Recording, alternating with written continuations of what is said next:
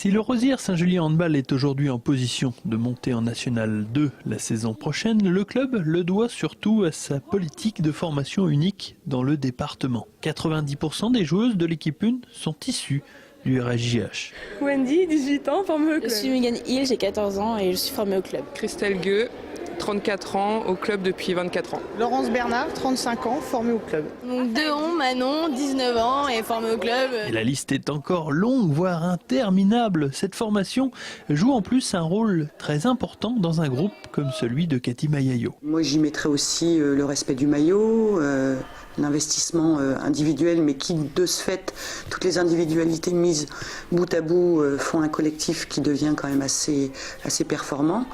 Maintenant, je pense que c'est une grande réussite. C'est une des grandes réussites, c'est clair.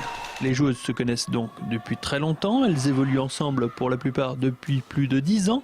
Donc la solidarité et la complémentarité, elles connaissent. C'est intéressant de se connaître depuis quelques temps, comme ça il y a une certaine solidarité qui s'installe entre nous et ça permet dans certains moments, les moments difficiles, d'être soudés, quoi. La recette de cette convivialité, elle est aussi en dehors des terrains de handball, car après les matchs, les Sens et Hockeyotines adorent se retrouver pour refaire le match, mais aussi tout simplement pour être ensemble.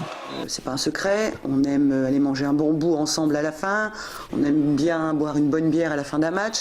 Enfin, ce sont des conditions qui font que parfois, quand les filles font un peu la fête le vendredi soir, elles sont pas forcément en bon état, mais on n'est pas pro.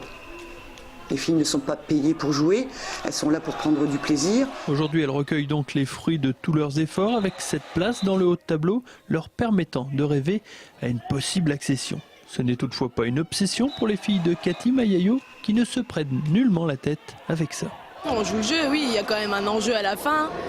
Nous, notre objectif, c'est de rester en National 3. Maintenant, si on a la possibilité de monter en N2, je vois pas où est le souci, quoi. Je veux dire, avec plaisir. C'est une expérience à vivre après. Samedi, le RSJH passe au révélateur en affrontant le leader, Hackenheim, à domicile. En cas de victoire, les Auboises pourront commencer à boucler leurs valises pour la N2.